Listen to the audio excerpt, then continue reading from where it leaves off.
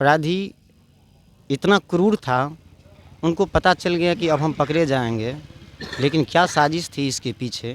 क्योंकि जब तक साजिश नहीं था तब तक कोई भी तस्कर किसी प्रशासन को रौंद नहीं सकता है।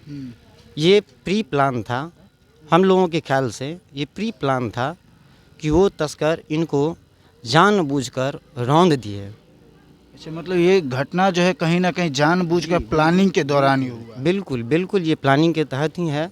नहीं तो ऐसे कोई भी अपराधी अगर वो बच के भागना चाहे तो बीच से भी भाग सकता था।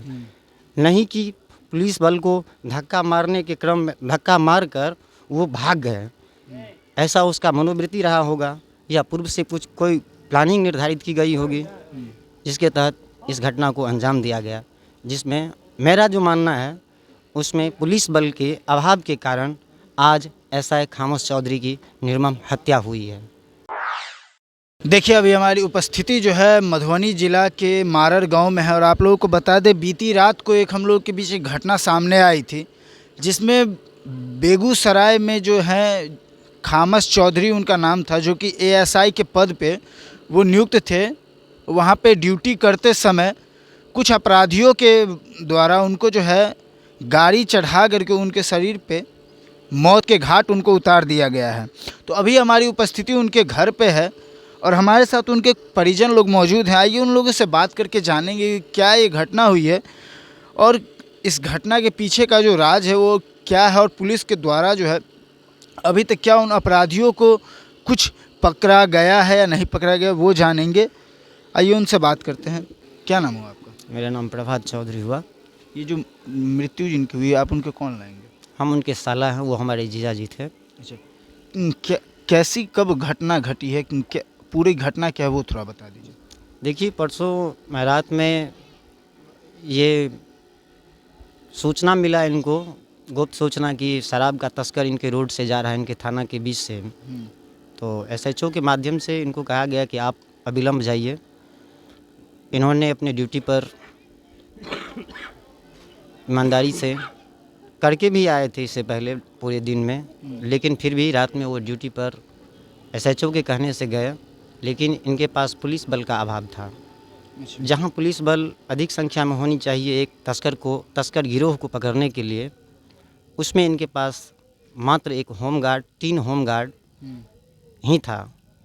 अपराधी इतना क्रूर था, उनको पता चल गया कि अब हम पकड़े जाएंगे, लेकिन क्या साजिश थी इसके पीछे। क्योंकि जब तक साजिश नहीं था तब तक कोई भी तस्कर किसी प्रशासन को रौंद नहीं सकता है। ये प्री प्लान था, हम लोगों के ख्याल से ये प्री प्लान था कि वो तस्कर इनको जानबूझकर रौंद दिए। अच्छा, मतलब ये घटना जो है कहीं ना कहीं जानबूझकर प्लानिंग के दौरान ही हुआ। बिल्कुल बिल्कुल, ये प्लानिंग के तहत ही है। नहीं तो ऐसे कोई भी अपराधी अगर वो बच के भागना चाहे तो बीच से भी भाग सकता था। नहीं कि पुलिस बल को धक्का मारने के क्रम में धक्का मारकर वो भाग गए, ऐसा उसका मनोवृत्ति रहा होगा या पूर्व से कुछ कोई प्लानिंग निर्धारित की गई होगी जिसके तहत इस घटना को अंजाम दिया गया। जिसमें मेरा जो मानना है उसमें पुलिस बल के अभाव के कारण आज एसआई खामोश चौधरी की निर्मम हत्या हुई है। आपका क्या नाम है? अशोक कुमार चौधरी। सुकुमार जी, आप इनके कौन रहेंगे? हम छोटे भाई थे उनके। छोटे भाई थे। अच्छा, लोगों का जहाँ तक कहना है कि इनके मौत के पीछे जो है कहीं ना कहीं प्री प्लानिंग के द्वारा जो है इनका मौत हुआ है, उस पर क्या कहना चाहिए?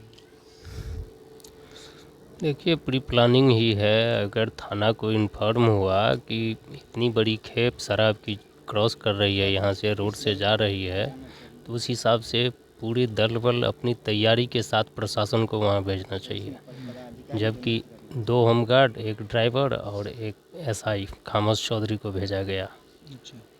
ठीक है, और उसी का ये परिणाम था, जो उसका फ़ायदा उठाते हुए इनको धक्का मारते हुए चली गई वो। अच्छा, अपराधी बल जो थे वो कितने की संख्या में होंगे? आज तक अभी तक तो इस चीज़ की जानकारी थाना को भी नहीं है और ना वो लगा पाई है, यही उसकी कमजोरी है।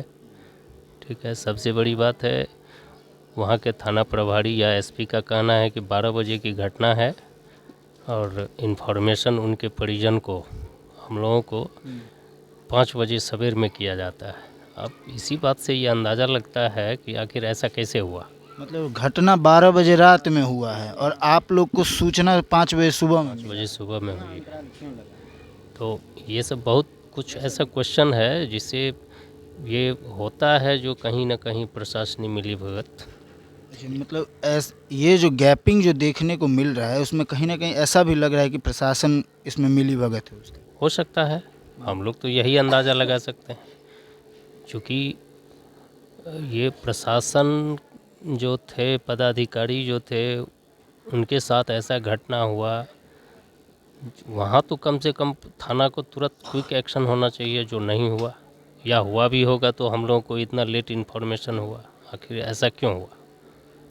अच्छा, थाना से जो है वो जहाँ पे गए थे तस्कर को पकड़ने के लिए, वो कितनी दूरी पे होगी? हाँ, 8-10 किलोमीटर के आसपास। 10 किलोमीटर। जब ये मतलब सिर्फ खामस चौधरी ही को ही मारा गया है या फिर उनके साथ जो और एक जवान और थे होमगार्ड, जिनको हल्का खरोंच कहीं ना कहीं लगा हुआ था, और बाकी 2 जो थे सुरक्षित थे। अच्छा, एक चीज़ बता दीजिए, जो खामस चौधरी जी जो थे, इनका कोई बच्चा भी था? बच्चा भी था मतलब कोई लड़का यहाँ पे उनका कोई लड़का है? एक लड़का है, 3 लड़की है। सबसे बड़ा लड़का जो है वो 14 साल का है, ठीक है। बाकी उससे छोटी सब 3 पुत्री 3 लड़की है। मतलब घर में कमाने वाले सिर्फ एक ही? हाँ, वही थे। अच्छा, ये जो है इनका ज्वाइनिंग कब हुआ था? मतलब वहाँ पे 12 में रिजल्ट हुआ था, 13 में वो ज्वाइन किए थे। बेगूसराय में? नहीं, वो जमुई में ज्वाइन किए थे। अच्छा, जमुई डिस्ट्रिक्ट। लोग जो है अब बिहार सरकार से क्या मांग कर रहे हैं?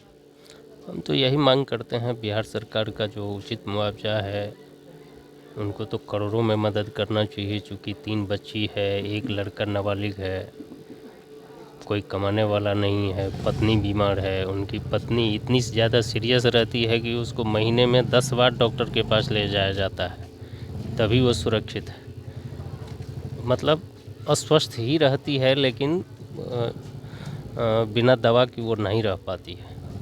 तो क्या मतलब उनका तो करोड़ों में होना चाहिए उनकी मदद। कैसे होगा उनका पढ़ाई लिखाई, दवा दारू, पालन पोषण, भरण पोषण कैसे होगा उसका?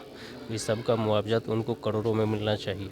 हम तो यही कह रहे हैं। प्लस उनके खिलाफ़ सख्त कार्रवाई होना चाहिए, उसको तो फांसी दे देना चाहिए। और विभाग पर भी प्रश्न चिन्ह लगता है, उस पर भी कुछ न कुछ ये होना चाहिए। देखिए, इन लोग का जो कहना है वो कहीं ना कहीं एक मन में जो आक्रोश टाइप का बना हुआ है कि आखिर इनकी जो मृत्यु हुई है वो रात के 12 बजे हुई है, और इनके परिजनों को पुलिस प्रशासन के द्वारा, पुलिस विभाग के द्वारा जो है 5 बजे सुबह में बताया जाता है, 5 बजे सुबह में कॉल करके बताया जाता है कि इनकी मृत्यु हो गई है। आखिर इतने देर का जो गैपिंग है वो क्यों है? जब एक आम आदमी अगर मरता है तब ऐसी कोई बात होती है तो समझ में आता है, लेकिन एक उन्हीं के एसएचओ के द्वारा उनको भेजा जाता है कि शराब तस्कर उनके थाने के रास्ते से जो है वो जा रहे हैं, और उस तस्कर को पकड़ने के लिए वो भेजे गया था, जिसमें 2 होमगार्ड, एक ड्राइवर और एक खामस चौधरी जो हैं, जो एएसआई थे। बस इतने ही 4 जनों के हवाले वो जो है तस्कर को गिरफ्तार करने के लिए भेजा गया था।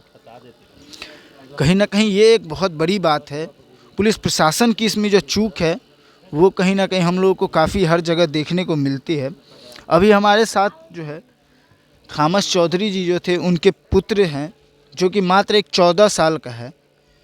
4 बच्चों में सबसे बड़ा लड़का जो है, सबसे बड़ा लड़का ही है जो 14 साल का है। अब आप सरकार और पुलिस प्रशासन से हम लोग भी ये मांग कर रहेंगे, जो आप इन लोगों की स्थिति देखिए, इन लोगों का उम्र देखिए। इन लोगों के घर में सिर्फ कमाने वाले एक खामस चौधरी जी ही थे। अब इन बच्चों का भरण पोषण करेगा कौन? अब आगे की पढ़ाई जो है वो कैसे होगी?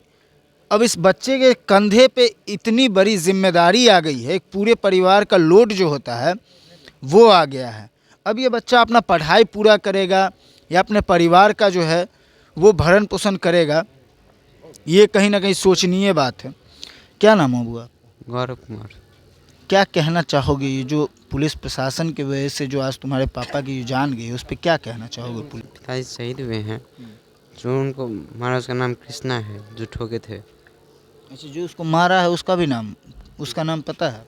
और कृष्णा नाम है उसको, बस नहीं पकड़ के फांसी के साथ सुनाई जाए। अच्छा चलो ठीक है। देखिए, इनसे हम ज़्यादा बात तो नहीं कर पाएंगे क्योंकि ये अभी उस बात करने के जो होता है उसमें वो नहीं है। एक मन में जो है पूरा मन जो है इनका टूट गया है। ज़्यादा बात न करके आपको मैं बता दूं, पुलिस प्रशासन की ढिलाई की वजह से आज खामस चौधरी जो है ऑन ड्यूटी शहीद हो चुके हैं। तो बिहार सरकार और पुलिस प्रशासन से हम लोग भी और ये परिवार वाले भी आग्रह करेंगे, जो उचित मुआवजा होता है, जो एक ऑन ड्यूटी पुलिस वाले को मरने पे जो दिया जाता है, शहीद जो हो गए हैं, तो उनको कुछ ऐसा मुआवजा दे दीजिए जो अपने परिवार का ये लोग भरण पोषण कर सकें। इस खबर से और कोई जानकारी मिलेगी तो आप लोग तक साझा करते रहेंगे। तब तक आप देखते रहे फ्रंटलाइन 24। धन्यवाद।